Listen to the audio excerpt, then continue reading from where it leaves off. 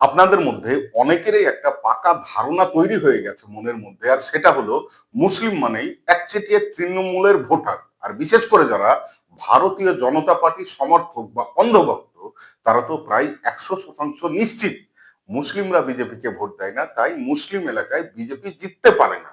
এই কথাগুলো আমি শুধু ফেসবুকে না, ইউটিউবেও প্রতিটা ভিডিওতে কমেন্টে দেখতে পাই। তাই আজ আর ইন্ডিভিজুয়ালি উত্তর দেব না, আজ তথ্য দিয়ে, পরিসংখ্যান দিয়ে, রাজনীতির অঙ্ক দিয়ে এই মিথটাকে ভাঙার চেষ্টা করব। প্রথমেই দেখি পশ্চিমবঙ্গে মুসলিম জনসংখ্যা ঠিক কত। সর্বশেষ লোক গণনা হয়েছে 2011 সালে। তখন সরকারি হিসেব অনুযায়ী পশ্চিমবঙ্গের মুসলিম জনসংখ্যা ছিল প্রায় 27%।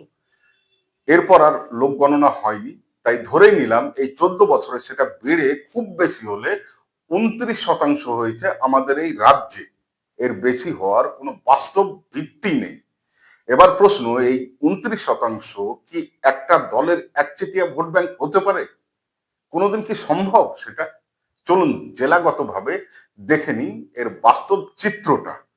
কলকাতা, হাওড়া, হুগলি, উত্তর এবং দক্ষিণ 24 পরগনা, এই জেলাগুলিতে মুসলিম জনসংখ্যা গড়ে 18 থেকে 25%। আর এটাও সত্যি, কলকাতার সব এলাকায় কিন্তু মুসলিম সমানভাবে বসবাস করে না। যেমন ধরুন পার্ক সার্কাস, মেটিয়াবুরুজ, শিয়ালদা, এইসব এলাকাগুলোতে মুসলিমদের সংখ্যা অন্যান্য এলাকার থেকে একটু বেশি। আবার দেখুন দমদম, যাদবপুর, ভবানীপুরে মুসলিমরা তুলনায় অনেক কম, নেই বললেই চলে। এখন একটা সোজা প্রশ্ন, যাদবপুর, দমদম, মানিকতলা, বিধাননগর, ভবানীপুর, বরানগর, এইসব বিধানসভায় 95%-এর বেশি হিন্দু ভোটার। তবুও কেন এইসব এলাকাগুলিতে তৃণমূল কংগ্রেস একচেটিয়া ভোটে জিতে যায়? মুসলিম ভোট ব্যাংক যদি একমাত্র কারণ হতো, তাহলে এই আসনগুলিতে কোনোদিনও তৃণমূল একচেটিয়া জিততে পারতো না। তাছাড়া ধরুন দুই মেদিনীপুর, বাঁকুড়া, পুরুলিয়া, ঝাড়গ্রাম, এইসব জেলাগুলোতেও তো মুসলিমের বসবাস আরো কম, কিন্তু এইসব জেলাগুলোতেও তৃণমূল একচেটিয়া সব ভোটে, বিধানসভা হোক, লোকসভা হোক, পঞ্চায়েত হোক, সব ভোটেই একচেটিয়া বছরের পর পর বছর জিতে আসছে। এবার আসি ওই সব জেলাগুলিতে যেখানে কিনা মুসলিম সবচাইতে বেশি। তার মধ্যে মুর্শিদাবাদ 65%, মালদা 50%, উত্তর দিনাজপুর 50%, নদিয়া প্রায় 30%, বীরভূম 37%। এখন দেখুন রাজনীতির চিত্র, এই জেলাগুলিতে সবচাইতে বেশি শক্তিশালী হলো সিপিআইএম আর কংগ্রেস। 2014 সালে মুর্শিদাবাদ এবং রায়গঞ্জ লোকসভায় কিন্তু সিপিএম জিতেছিল।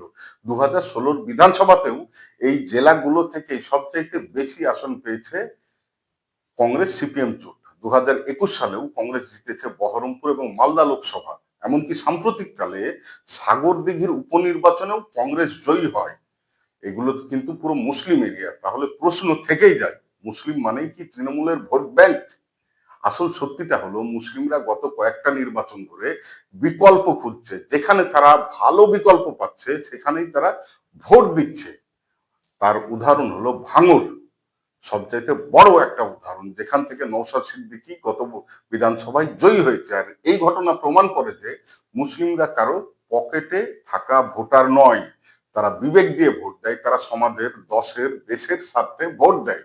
আসলে বিজেপির অনেক নেতা নিজেদের সাংগঠনিক দুর্বলতা ঢাকতে একটা সহজ গল্প বানিয়েছে, আর সেটা হলো মুসলিমরা আমাদের ভোট দেয় না। এই গল্প ছড়ানো হয় হোয়াটসঅ্যাপ ইউনিভার্সিটির মাধ্যমে, আর ভক্তরা সেটা প্রশ্ন না করে অন্ধভাবে বিশ্বাস করে নেয়। কিন্তু তথ্য, পরিসংখ্যান, নির্বাচনের ফল সবকিছুতেই এই গল্পকে মিথ্যে প্রমাণ করছে। তাই আজ বিশেষ করে বিজেপি ভক্তদের কাছে আমার অনুরোধ, হোয়াটসঅ্যাপ ইউনিভার্সিটিতে পড়াশোনা বন্ধ করুন, নিজের চোখে নির্বাচনের ফল দেখুন, নিজের বুদ্ধি দিয়ে সেটা বিচার করুন। কারণ রাজনীতিতে ভোট ব্যাংক নয়, বিকল্পই শেষ কথা। ভিডিওটি ভালো লাগলে লাইক করুন, তথ্য ভিত্তিক আলোচনা পেতে চ্যানেলটাকে সাবস্ক্রাইব করুন। দেখা হবে পরের ভিডিওতে। ধন্যবাদ।